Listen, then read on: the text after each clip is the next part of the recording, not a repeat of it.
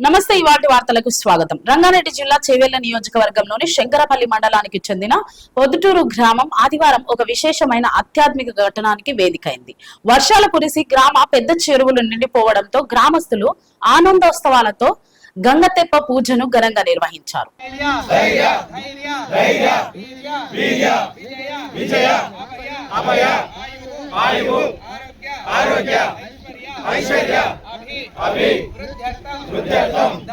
ధర్మ అర్థ కామ మోక్ష చతుర్విధ ఫల పురుషార్థ సిద్ధ్యర్థం